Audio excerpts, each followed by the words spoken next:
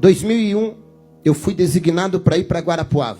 E quando eu cheguei em Guarapuava, o irmão Juvenílio cuidava da parte da limpeza da igreja. Fazia uma semana que eu estava como pastor, ele entrou no meu gabinete, no meu escritório, e falou: pastor, eu vim ver se o senhor vai permitir, com molho de chave, que eu continue com as chaves da igreja. Eu tenho todas as chaves dos escritórios, dos departamentos aqui, porque eu faço a limpeza da igreja. Aí eu falei: mas, irmão Juvenílio, quanto a igreja lhe paga por mês? A igreja estava enfrentando algumas dificuldades financeiras, para a gente ver se a igreja vai ter condições de continuar pagando. Ele olhou para mim e falou: pelo amor de Deus, pastor, não fale em dinheiro para mim. Eu falei: por quê? Ele falou: não, eu sou aposentado, pastor. Eu limpo a igreja, mas eu não cobro nada. Eu falei: sério, sério. E eu já tinha vindo de situações de processo, de gente que trabalha 15 dias para a igreja e quer ganhar 10 mil reais de processo. Eu falei: isso não vai dar bom, não.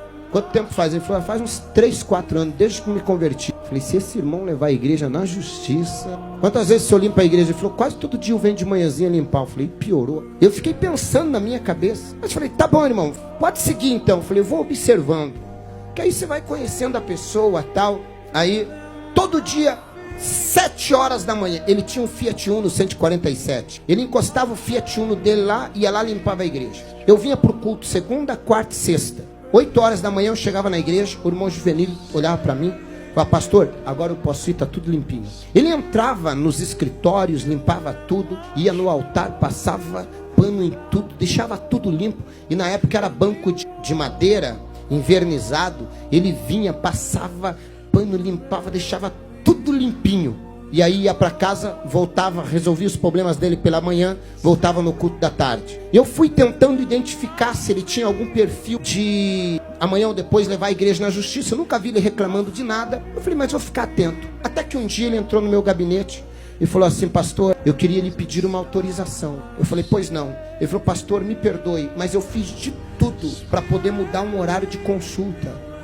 E o médico não tem outro horário, só pode me atender 8 da manhã. Eu estou com alguns problemas de saúde e eu queria pedir se o senhor me libera de eu limpar a igreja esta quarta-feira. Só que se o senhor disser que não tem problema, eu remarco consulta de novo, espero, era pelo SUS, espero nem que demore 6 meses, mas eu não vou abrir mão de cuidar da igreja para uma consulta. Eu falei: irmão Juvenílio, quanto o senhor ganha para limpar a igreja? Ele falou: não, nada, pastor. Eu falei: irmão Juvenílio, o senhor não é um funcionário, o senhor não tem carteira assinada. O senhor não precisa nem justificar. É problema de saúde, vai cuidar da tua saúde. Eu falei: pastor, o senhor não vai ficar bravo comigo? Eu falei: meu Deus, esse irmão é diferenciado.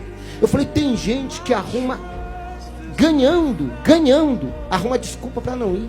Eu falei: esse irmão não está ganhando nada. Ele vem me pedir uma liberação, coisa que ele nem deveria pedir, não estava pagando nada. Mas ele veio, eu falei: não, irmão Juvenílio. Ele falou: o senhor não vai ficar chateado, pastor? Eu falei: claro que não. Eu fiquei na minha cabeça, eu estou tentando descobrir o que esse homem tem que os outros não têm. Aí tá, ele foi, o que aconteceu? Deu certo? Ah, não, pastor, já estou tomando os remédios, estou melhor. Um dia, o irmão Juvenílio atrasou para chegar a limpar a igreja. Chegou, o culto começava às 9 da manhã, e ele deve ter chegado às 8, porque sempre que eu chegava, ele já estava saindo com a igreja limpa. E nesse dia, eu cheguei, e o irmão Juvenílio ainda estava limpando a igreja. E como eu cheguei bem devagarinho, ele estava nos bancos lá da frente, limpando a igreja. E eu vi que ele, cheguei de costas, ele estava chorando e falando sozinho. Eu falei: irmão Juvenílio deve estar passando por algum problema, ele não deve estar bem. E eu fui chegando perto dele, pé, por trás do irmão Juvenílio, vendo ele chorando, derramando lágrima e passando pano no banco. E quando eu cheguei perto dele,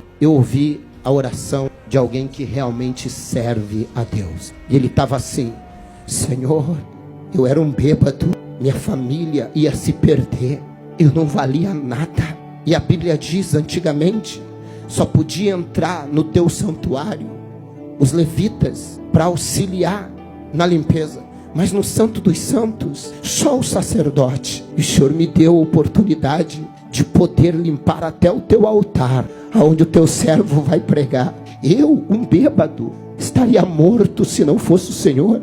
E agora o Senhor me dá o privilégio de limpar o teu templo, o teu santo templo. Isso é um privilégio que não tem dinheiro que pague. E aí ele orou e falou: Senhor, quem sentar nesse banco seja alcançado por cura. Usa o pastor Alexandre hoje por milagres, para que ele seja usado, para que vidas sejam impactadas, para que eles também encontrem a alegria que eu encontrei em Ti, para que eles também encontrem a paz que eu encontrei no Senhor, para que eles encontrem a vida que eu encontrei no Senhor. E Ele continuou limpando. Eu falei: Senhor, eu preciso me converter. O culto não era eu que estava fazendo, era Ele que estava preparando.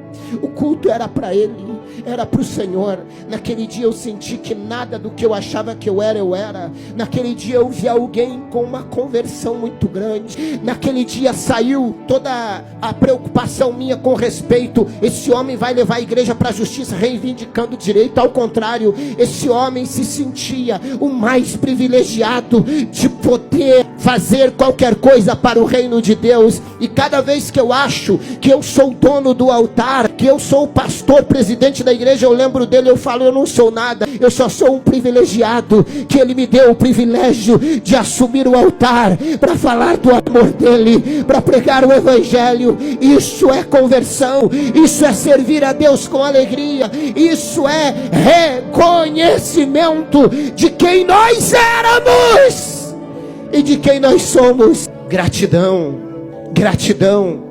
Entrai pelas portas dele com gratidão. Era ali o espírito de gratidão do irmão Juvenílio me convenceu. O espírito de gratidão me fez entender que quando você serve com amor, com temor e com gratidão, você consegue manter isso.